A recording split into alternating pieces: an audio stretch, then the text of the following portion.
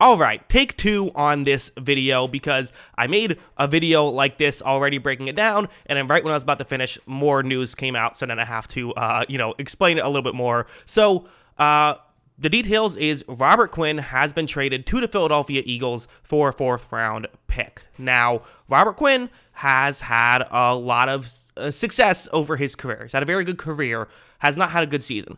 His numbers this year have been terrible. He's Pro Football Focus's fourth lowest rated edge rusher out of 112 eligible edge rushers. The guy has just 7 pressures in 7 games, which is below replacement level. A replacement level typically gets around 20 to 25 pressures. He's been below replacement level, only 1 sack. The pressure and the production this season has not been there for Robert Quinn. On top of this, he is, getting paid a lot, but the reason why I had to reshoot this video is because I talked about how, man, you're taking on a lot of salary. I don't love this move for the Eagles. Well, it came out that, right now that the Eagles have, they're not taking on the whole salary. The Bears are taking on a decent chunk of the salary. We don't know how much, but all we have is Mike Garafolo has tweeted out the Bears will be picking up most of the remaining salary for Robert Quinn. So, basically, that makes sense. That makes it make a ton more sense. Is for the Eagles, you're basically taking a complete flyer on a guy who has, a history of success, and he has history of kind of being an up and down player. So the fact that he's not playing so well right now at 32 years old doesn't mean he's washed. He has gone through rough patches in his career before, so there is some hope there. But for the Bears, they're like, hey, we're not doing anything this year anyways. Let's get some value for a guy who might be washed up, and while they are taking on most of his salary, maybe not taking on all of it, the Eagles will still have to pay him some, so you're at least getting some cap relief with this one. Although if I'm the Eagles, or if I'm the Bears, maybe I'd say, hey, let's just get rid of him altogether. Just give him to somebody if you can do that, not have the cap issue, but maybe that wouldn't have worked that way. So, as a whole, it's a risk for the Eagles. It is. There's a chance that you're taking on someone who, again, you're going to pay him some money. We don't know how much, but we're going to pay him some because his contract is pretty significant. I was looking at it here, and his contract, if he was traded, typically the way it would work is that the Eagles would have to take on $13 million and the Bears have to take on $4 million of it, and it's the case for the next 3 seasons. So maybe the Bears are taking on, out of the $17 million, maybe they're taking on like $11 million, but then that would still mean you have to pay him a decent chunk of change for the next few years if he's not competitive, if he's not producing, which would be unfortunate. But there's always going to be a risk factor. It's definitely a question mark of, did the Eagles need to make this move? They like to rotate guys, so probably.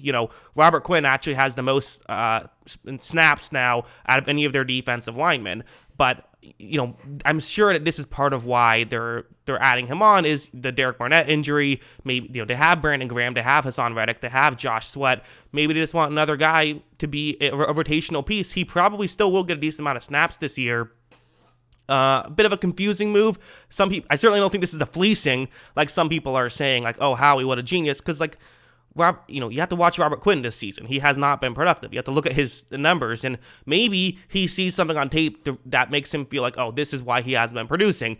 I put you next to Jordan Davis and Fletcher Cox, you'll start producing. Maybe that'll be the case. It's impossible to say, really, but, every move you make is a risk. I'm always a fan of a team that's going to be willing to say, we're favorites to win the Super Bowl. I've been saying the Eagles are favorites to win the Super Bowl, in my opinion, because of how weak the NFC is. The fact that, listen, maybe you'll have the Chiefs and Bills higher than them in the power rankings, but they have to play each other in the AFC Championship game, whereas right now it looks like the Eagles might be able to play like the Dallas Cowboys or something. So that's just an easier matchup for them. So if you're in that position where you're a legit Super Bowl contender, trade for somebody. Make yourself even better. Give yourself a chance. We saw the Rams win a Super Bowl with Von Miller last year. He was a huge part of that.